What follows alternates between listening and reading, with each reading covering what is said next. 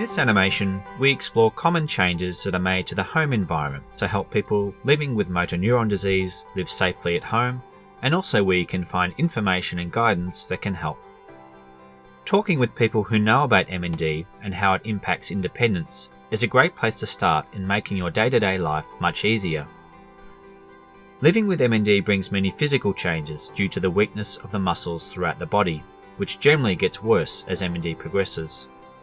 Things that you may have once taken for granted, like showering, preparing meals and walking up steps, are likely to gradually become more difficult. Managing your situation early and being proactive, rather than leaving things to when they become too intense and hard, can help you feel more in control and less worried about what's going on. It's important to remember that everyone with MND experiences it differently, including the speed at which weakness in the body progresses. For some, the speed will be slower. Others will find the disease progresses much faster. You'll also find that the order in which different parts of your body become affected will vary. What all this means is that as different parts of your body become harder to move, there will be a need to set up your home environment and use certain kinds of equipment to continue to live safely at home. One of the most important people to help you work out what equipment and home modifications are required is the occupational therapist, commonly referred to as an OT. An OT is specially trained in helping you maintain mobility, function, and independence. OTs can provide you with advice about what types of home modifications can help you, look at different ways you perform tasks, and on selecting, acquiring, and adapting equipment. OTs can also talk about your housing needs and the other options available to you.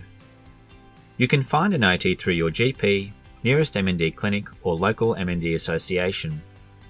OTs may be funded through things like care packages, local health services, and some MND associations. A great way to start working with an OT is by having them come to your home and do a comprehensive assessment. The assessment will determine what changes are required to support you to be cared for at home as safely and efficiently as possible. It is important for you and your family to share your thoughts and ideas with the OT so they can devise a plan that works best for your situation. OTs will have many suggestions and recommendations for what they feel will work for you and your lifestyle. But of course, in the end, the decision about what works best for you is up to you. While each person with MND has different equipment and home modification needs, there are some common things to think about in your home and how they impact your independence as you move ahead. Things like entries and exits to your home, levels and stairs, bathrooms, getting in and out of cars, and even just how you get into bed. Individual needs, preferences, and budgets will determine the type and look of the changes and whether the modification required will be temporary or permanent. Some common changes required are installing ramps and rails, winding doors, changing showers and other parts of bathrooms so that they are easier to move around in. Once you've had an OT assessment and decided on what needs to be done, it is important to have a builder assess your home too.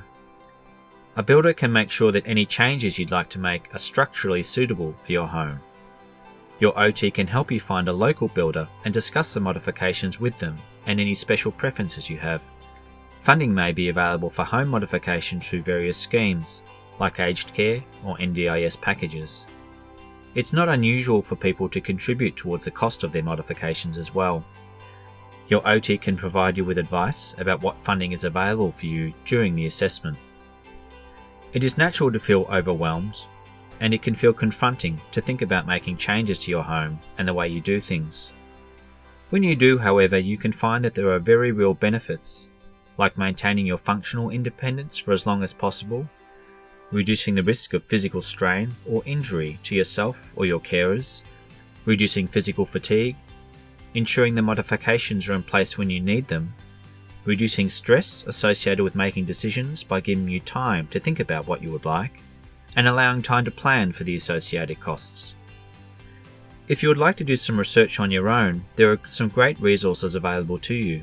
You can visit the MND Connect website or call your local MND association for information about living with MND. You can visit Modifications Australia's website or call them for general advice regarding home modifications.